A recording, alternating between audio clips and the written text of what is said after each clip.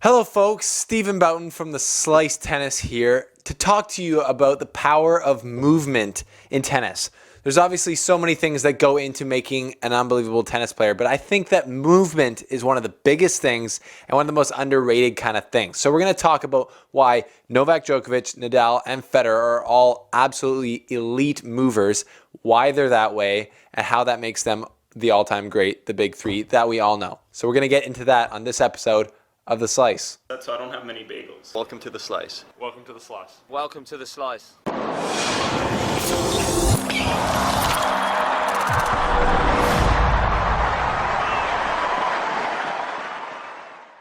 Well, folks, it's no surprise that there are three guys who stand out when it comes to the history books and the current context of tennis, and that is, make no mistake, Federer, Nadal, Djokovic. Those are the big three, and we all know that. But when we're talking about movement in tennis, I think those three guys show us how it's done, and they're absolutely unreal at it. If I had to rank them in terms of their movement on tennis courts as a weapon, I would say it goes like this. 1, Djokovic, 2, Nadal, and 3, Federer. For many reasons, but they all use movement as a weapon, and it's super slept on. I think Djokovic is kind of like the most obvious part of his game because he's the most defensive player out of the three, and especially when he was younger. They've all evolved a little bit as they got older, but that's an interesting thing that I want to talk about. So in Djokovic's case, he almost completely changed tennis the way that it's played now. When Djokovic came onto the court or to playing tennis, sliding was nothing new when it came to tennis on a clay court. But when Djokovic started sliding like anyone would on clay into forehands and backhands, doing it on a hard court, doing it successfully, doing it over long periods of time during matches, it kind of changed the game. Because all of a sudden, we saw Novak Djokovic out there sliding into backhands, hitting an amazing defensive shot, and not having to slow down, just springing back up because he's insanely flexible, like Spider-Man, and just getting back into the rally. And we saw that on the front forehand as well. And now we seem to see every young guy coming up being able, if they have a two-handed backhand, to slide into that backhand. And I think that is a direct result of Djokovic, who literally changed the game in that respect. He's also unbelievably flexible. So when he's moving like that, he's able to do it, and it's not going to ruin his whole point. He gets down low, can slide out, hit, and then move back into the rally with no problems at all. It's absolutely unreal to watch. And I think when we saw him do that, we'd never seen anyone do it like him. The other thing that is so crazy about Djokovic's movement is his balance. He takes so many little steps to get up to balls, to move back to balls. He is never off balance. Like the hardest thing for an opponent to do is to make him off balance and him be uncomfortable hitting shots. If they can do that, they've got a pretty good chance to win. But that rarely happens, and that's why he's so good, because he's always hitting the ball in his strike zone because he moves out there so comfortably to get there. He's not the fastest guy on tour. He's not the most explosive player on tour, but he's probably the quickest guy to a ball and the most balanced when he gets there. It's absolutely unreal to watch. So that's why Novak Djokovic is such an unreal mover. He's not the strongest guy, not the biggest dude, but he's elastic and he's super flexible, and he's just an absolute animal on the baseline and moving up to balls super fast as well. So Djokovic changed the game of movement in that way, and I think he's the best mover on tour. You know, he's getting a bit older now, so they're all having to compromise, especially Nadal and Federer. But Djokovic doesn't like to play as many long rallies as he used to. But when he played those long rallies, we saw some animalistic athleticism that we'd almost never seen, I don't think. And then there's Nadal on clay especially. He's easily the greatest clay mover of all time. That's been a huge reason why he's won so many titles on clay, and he's the clay GOAT for sure, no questions about it. He even said, in quote, movement, that's the main thing. When he was asked why is he so dominant on clay, his ability to stop on a dime without sliding and to change direction is crazy.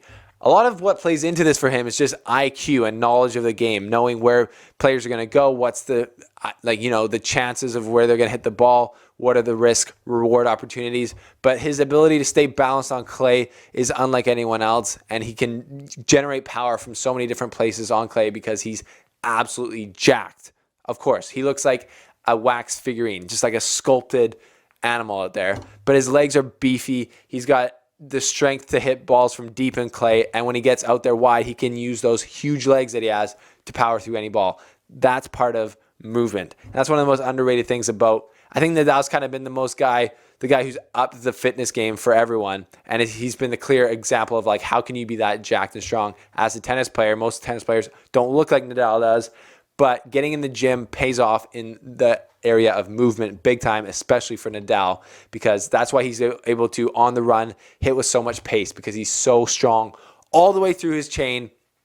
And on clay, he can move like nobody else, because I just don't know how he does it. I tried to play clay at a tournament last year and I was just slipping everywhere. I couldn't do it at all. But Nadal is the master on it, and he's the master mover on clay, especially. So now we get to Federer, who is out of the three, the third best mover, but he's still an unbelievable mover. And one really interesting thing I heard from Darren Cahill during the Australian Open is saying that Federer has sneaky big legs, meaning that, Federer doesn't have the pipes of Nadal. Djokovic is pretty skinny, and Federer's always thought to have been the skinnier guy out of him and Nadal, but they actually weigh the same amount. And if you've seen Federer up close live, he is absolutely jacked. I mean, he doesn't have the big biceps, but he's got massive trunks for legs, and that helps him move laterally so much and have strength on all of his shots. And when you have strong legs, it helps you move, get down for each ball, but it also helps you get down for each ball for longer, I think. It gives you more power as matches go on. Knocked my racket off my Delray Beach Open ball there. Darren Cahill said that when he first came onto the tour, he wasn't the mover that he is now. And then once he got the coach Peter Lundgren started working with him, he got in the gym, he got under the bar, started squatting. Holy crap, I'm breaking everything. And Federer was breaking records in the gym. And he started becoming what Darren Cahill calls an elite mover, because he got stronger and he had the stamina to do that then. One thing that I was blown away watching Federer live in Indian Wells, I got a clip here from my own stash, is Federer's how fast he moves his feet. So he serves, lands, and then he hits his forehand, and then see how quick he gets to the net. It's unreal how fast he can move, and especially with his style of play, that is essential for covering the net, getting to the net as quick as possible. But he's also got massive feet, kind of looks like a duck. So his stability, again, like Djokovic and Nadal, his stability is unbelievable, and making him off balance is almost impossible as well.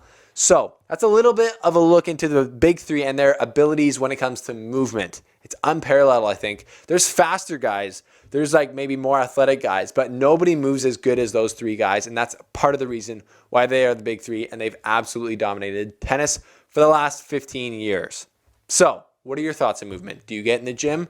You should. It's inspired me. I'm going to be getting in the gym. I'm going to become an elite mover as well. But that's a little bit about the power of movement in tennis from the Slice. If you like this type of journalism, support us. Click the link below to contribute on our Patreon, and you can ask questions to guys like Milos Raonic when we travel to tournaments. Check out this interview right here, and you can see how you can be involved in the Slice. Thanks, guys.